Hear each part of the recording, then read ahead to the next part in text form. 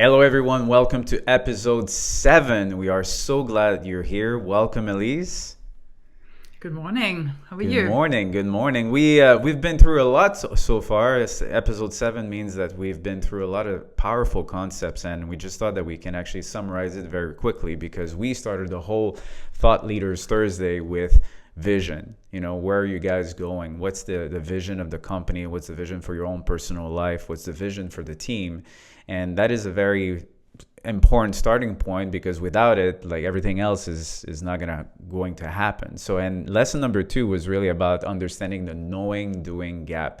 So understanding that you might have a vision and that's what you want to do, but there's still kind of an obstacle in the middle that prevents you to do it. And we realized that it was really about the operating system of your mind and the paradigms that are blocking you to really accomplish that.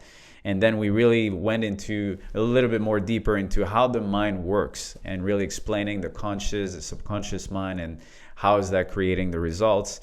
And then you also had the faculties of the mind that you can use to go through any obstacles in your business and in your life.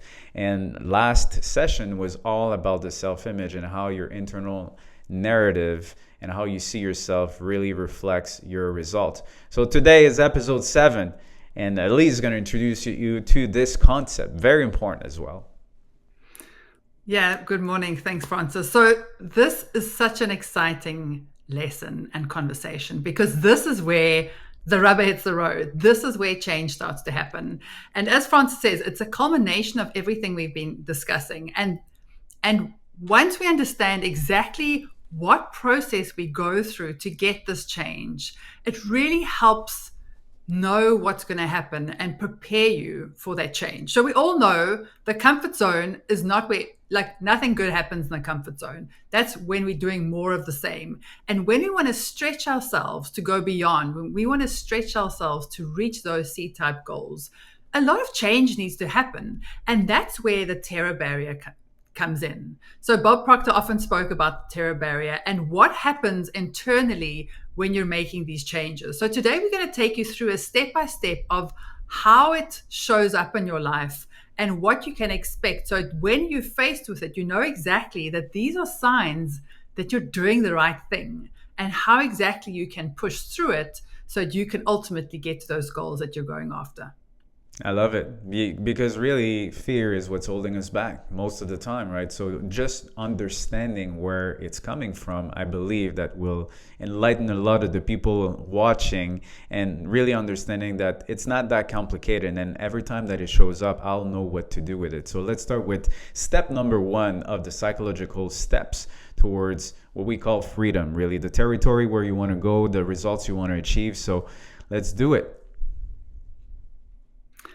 Okay, so firstly, in our comfort zone, everything's kind of aligned. That's where you're comfortable, right? We all know that we've seen this thick person before, right? So that the top half of that kind of head is the conscious mind. That's the actual kind of analytical thinking that you're going through every day. The second part is your subconscious. And at the moment, it's all aligned, right? You're thinking about this things, you're emotionally involved in your subconscious mind, and everything is just like, it's in equilibrium. It's in your comfort zone. You're doing the same thing over and over again. And that's, some people talk about, that's your bondage, right? That's where you kind of, where your limitations are. And if we want to start going for these big goals, we need to get out of the comfort zone. We know people always say, like, what you really want in your life is outside of the comfort zone. Everything you really want is outside of the comfort zone, beyond that fear. And today we want to talk about getting out of the comfort zone and what it takes to get out of there. So as we see, the bondage in the comfort zone is where everything is aligned, but we need to get out of that. So let's quickly go to the next slide and see what starts to happen when you start thinking these big ideas. Absolutely, and I like the fact that it's called bondage, because we don't realize that if we don't change, if we stay the same, it's going to be a predictable future, and usually the predictable future is not what we want. So we're kind of in bondage without even knowing that there's nothing that's going to really be created, or nothing's going to change until we are actually going to the next step. And it's still not the freedom zone, but it's important to know that once we have an idea, and that's why many people have an idea and it kind of phases away, because they're all excited in their conscious mind only about a new idea that they entertain. But it's only in a conscious mind. And so it's almost like, when I'm thinking about affirmations, you can say, I'm power, I'm power. But if you're saying it without even being emotionally involved with it, which is really in your subconscious mind, which is the autopilot, this is really what your body believes is true, then nothing's going to change. That's why we just said nothing changes until you internalize and get emotionally involved with the idea. So you can daydream about something and say, oh yeah, would it be nice, this and that, but you don't really firmly believe it, and that's why nothing is changing. Absolutely. And I think that's why so many ideas go nowhere, right? As you said, because you're thinking about it and then you kind of go, oh well, and then you're not getting excited enough about it, or you're finding then excuses why not, right? And I think procrastination is often where this phase of change happens, where you're starting to think about things, but you're not taking action, right? So the next step, so once you've started thinking about where you want to go, you need to start internalizing that, right? So last time we spoke about how do you impress something on your subconscious mind. We know that repetition is necessary, and we know that emotions are necessary. And this is where you need to start writing out your goal every day, and you need to repeat it. And we spoke about the self-image. You need to know who you need to become for that goal to become a reality. And once you've, gone through that process of rehearsing it over and over again, we spoke about the actor's technique, right? You need to know the script. You need to become the script. You need to become that character, right? And that's when these changes start to happen, because that's when it starts getting impressed on your subconscious mind. But now you're out of alignment, right? Because you're used to being in like the X type vibration like we have on the screen, but now the Y kind of vibration is coming into your life, and you're kind of going, this is feeling uneasy, right? So in your conscious mind, it looks like fear and doubt. You're kind of starting to go, am I expecting too much? Can I really do this? And it becomes fear in your subconscious mind, and your body will express that as anxiety. Now, I bet we've all done good things in our lives. We've all stretched ourselves during our life, and we know what this feels like, right? That knot in your stomach, that worry, like, can I do this? Am I thinking too big? Is it worth the effort? I mean, often we tell ourselves, oh, it's not worth it. Let me just stick to what I have. And that's always the risk, right? Because if you give in to this anxiety and this fear, you're just going to go back to where you were in your comfort zone. You're going to let go of all your great ideas, and you're going to go back to your comfort zone. And that is the big risk. That is this kind of, we call it the terror barrier. It's this kind of wall that comes in front of you where you need to either break through it if you want to get to the other side. And the risk here is that when this fear strikes, that you just bounce off of the terror barrier and you go back into the comfort zone. And we know that we need to get through this terror barrier if we really want to get to the other side and get everything we really want. Yeah, and it's so important. Just that we can stop for a moment and really take a look at the terror barrier, in the sense of, when we start to feel something in our own body that says, that it's just a sensation that's a conflict. We just know that there's nothing wrong with that. It's actually very normal, because you just entertained a new idea that was in conflict with your subconscious mind.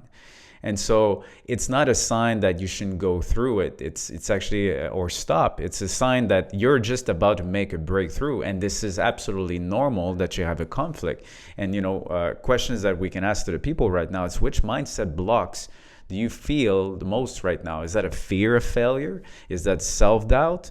Overthinking, fear of success?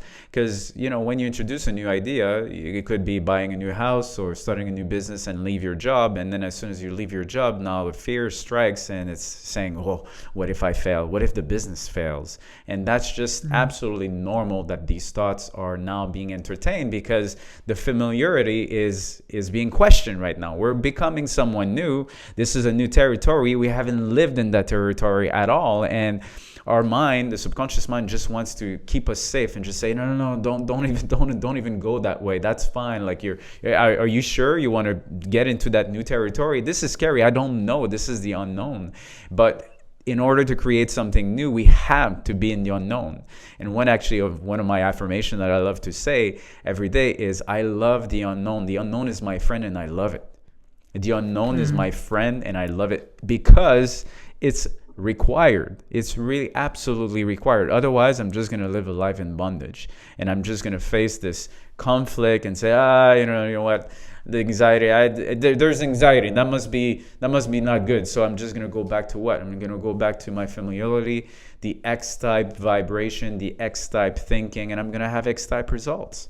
So if I do want something new, it's going to happen, and it's absolutely normal.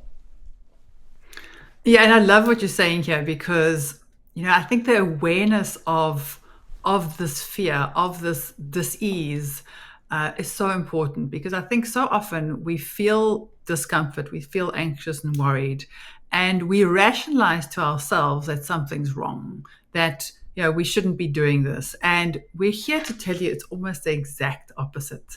So if you're feeling this anxiety, firstly, it's normal. And secondly, it means you're doing it right. It means that you're moving in the right direction. And once you know that this is it's almost one of the final steps before your major breakthrough, you're going to start embracing it, right? You're going to be like, this is a sign of me growing. This is a sign of me getting closer to my goals. And I think once you have that awareness, it's almost like you're going, oh, this is great, right? This is a good sign. And then you respond so much better to it. So we're here to tell you that fear is a good thing, and it means that you're moving in the right direction. Absolutely, and I think you even have some stories. I know that I have one I just shared with you before the recording, that and the stream, that we are basically always kind of facing new things to do. And when we're facing new things to do, I saw my mind fighting. Like my own little story was, I'm creating a new business, and I had to go into the technical aspect of creating a new domain name and associated with another technology. And I remember that my business partner was just saying, okay, this is what we have to do. And immediately I had this pressure in my mind, like real physical pressure in my mind, thinking about, I don't even know what to ask to this custom domain name company. I have to connect them to each other. And first off, I don't even know what to ask to both of them. So I'm the bridge, but I don't know what to ask. So I'm going step by step, and I'm thinking, and I'm overthinking.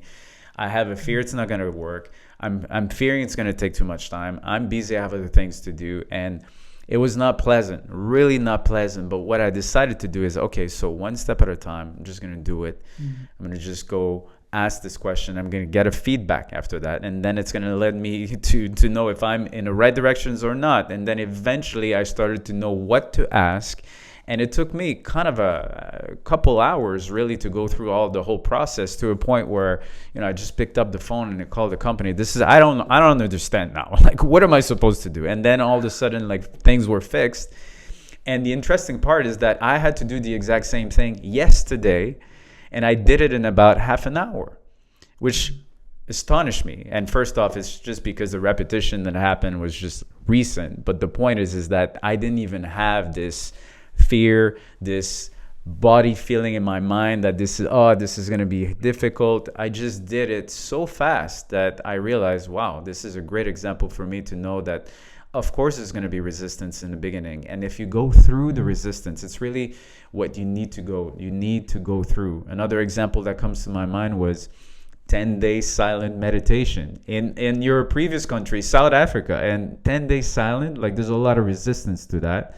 And I had pain in my body. And one of the things that I started to do is observe, instead of taking it personal, but really observe the sensations that are happening. And I think that's something that people can do instead of really embodying all the emotions that you have. Kind of observe what's happening instead. It takes some awareness. And once you observe it, as if you're in a lab, actually shared something like that to my client yesterday. I said, what if we can just take a look at what's happening as if we're looking at it as an experience? This is your lab. This is what's happening. We're observing it. That detachment provides so much more better feeling of well-being, or at least a feeling of being in control, because we're not being controlled by the external circumstances. We're actually observing it. And just that is helping us to go through it with a lot more wisdom. That's so true. And I think that that idea of becoming objective, almost removing yourself from the situation. Dr. Joe Dispenza talks about becoming the observer, right? And I think when you can get yourself out of that emotional situation that you're in and look at it as an outsider, it gives you such incredible perspective, right? And I feel like you were talking about, avoiding things that are hard. And I often say to people, like, procrastination is often telling you that you're trying to avoid something, right? And once you actually do it, you realize that you wasted way more time procrastinating and thinking about this thing than actually doing it, right? And often the taking action is such a good way to get rid of that unease, because we replay these things and we replay these things in our minds, and we think about everything that can go wrong. And the point is that you actually don't know until you're in it. So we need to start taking action. It builds motivation. It builds like a sense of confidence that you're taking action and doing the right things. And as you say, once you're doing it, you're like, hey, it was actually easier than I expected. Or like, I have the resources near me that can help me, like your example.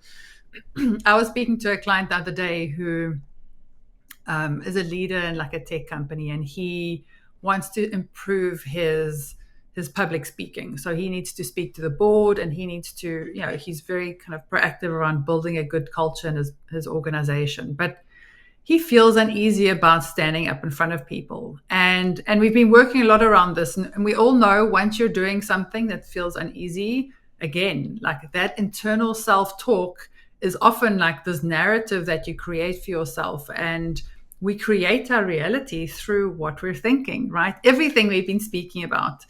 And I said to him, just try and observe what you're thinking when you're actually standing up for this presentation. Like, what are you saying to yourself?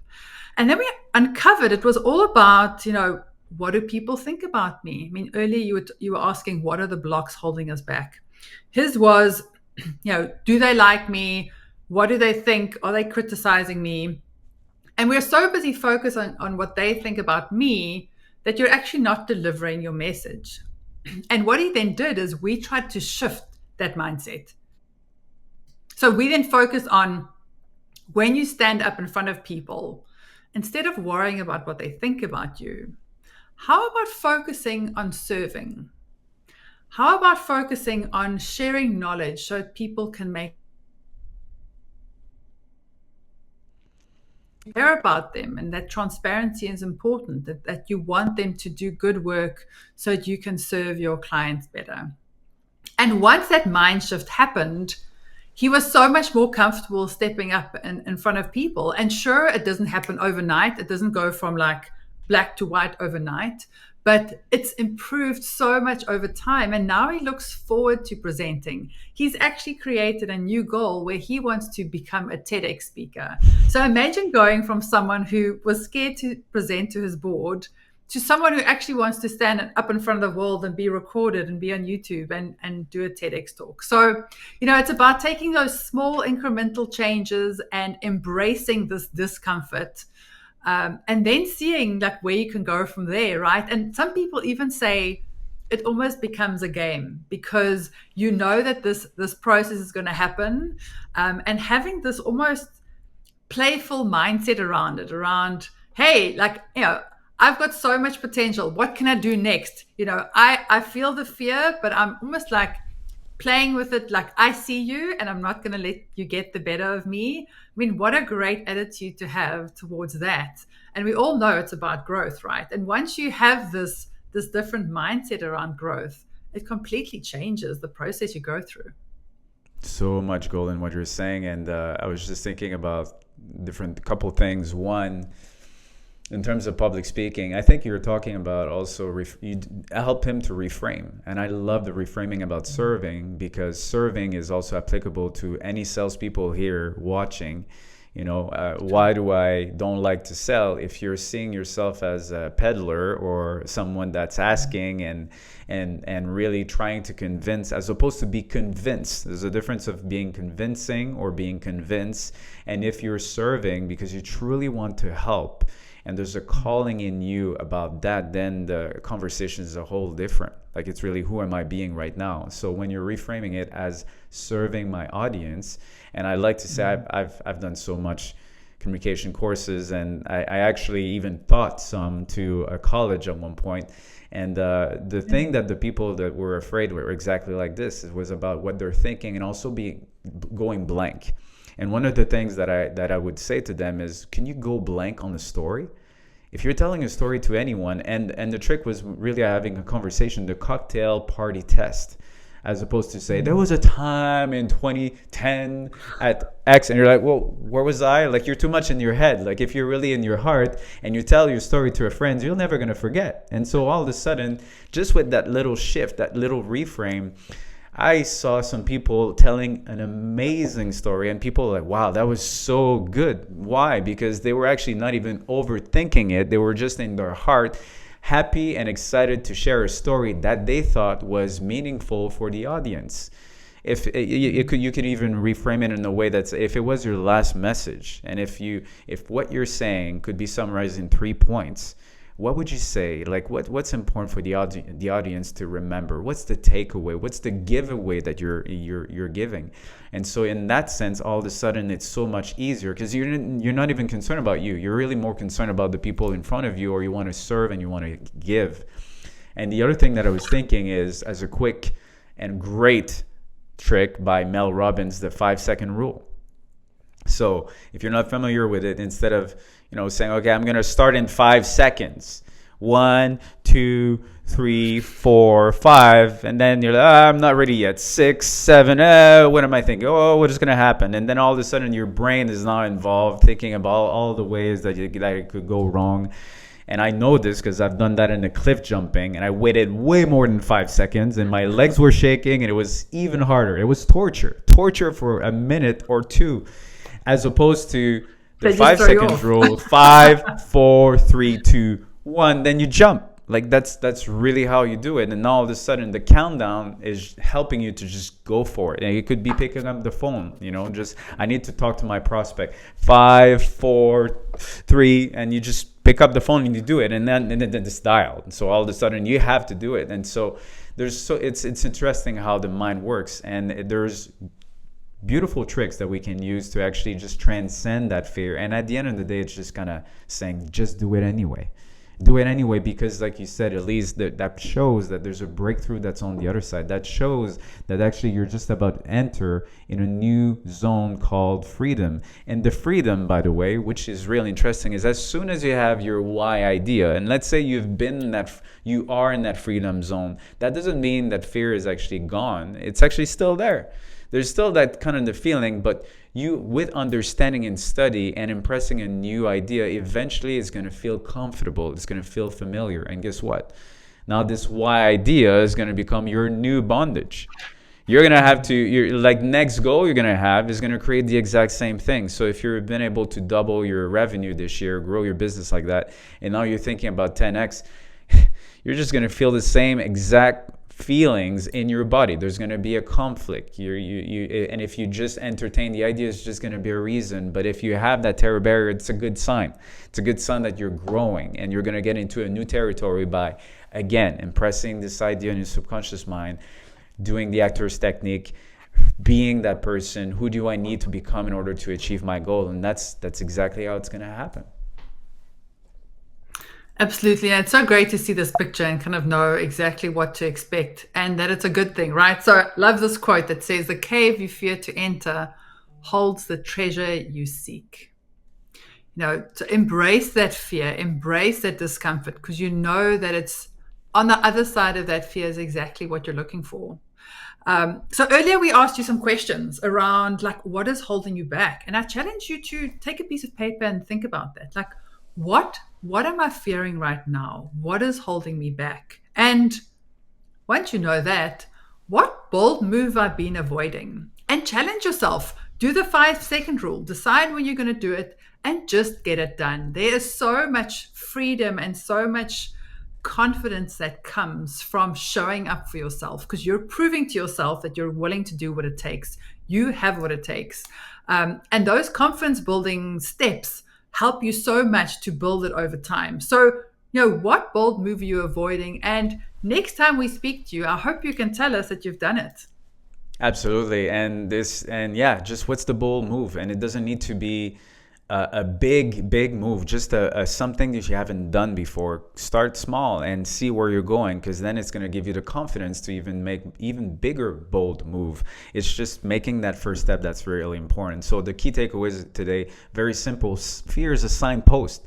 This is actually telling you that you're on the right path, and your subconscious runs the show. So if you feel that conflict, it's normal. It's just because you haven't been familiar in a new territory, and you have to impress this new idea more than in your conscious mind, but really in your subconscious mind, so that you're going to start to feel more at ease, and it's going to start to accelerate in your life, as opposed to feeling suppressed and depressed. And it's kind of a disease of the mind, really, to let the fear win instead of you controlling and say, hey, you know what? This goal, this vision matters to me so much. I'm choosing to be emotionally involved in my new idea because I know that it's going to change my world, it's going to change my team, it's going to change my business, and that matters to me.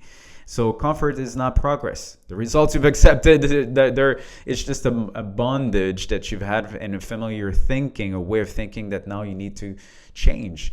And just the fact that you understand that these emotional, psychological steps that are happening, I feel, is giving you so much more power, because you're just not gonna feel like you're weird, or I don't know what's happening, and now I'm just gonna default back to what I know is familiar. You just understand that it's absolutely normal to have these emotions, and the process helps you to now, with understanding, go in freedom, really the courage to create freedom. And I love this quote from Bob Proctor. He said, the greatest hazard in life is to risk nothing. If you risk nothing, you're going nowhere. Isn't that a scary thought? Yeah. But love that. And thank you so much. And remember, you can reach out to us anytime if you want to talk through what you're feeling, what's happening, and just want to, share some thoughts and ideas. We're here to connect with you and to support you in any way you need. So we have our QR codes for our calendar links. And yeah, I challenge you to go and do that thing. Show up for yourself. Go and take that action step. Build the motivation, and that's when the momentum builds in your life. So go and do what you know you need to, and we're getting one step closer to reaching those goals. So thank you so much for joining us today. We look forward to seeing you next time. Absolutely. And remember, 5, 4, 3, 2, 1. Bold move. Let's go. See you guys. Let's go. Bye.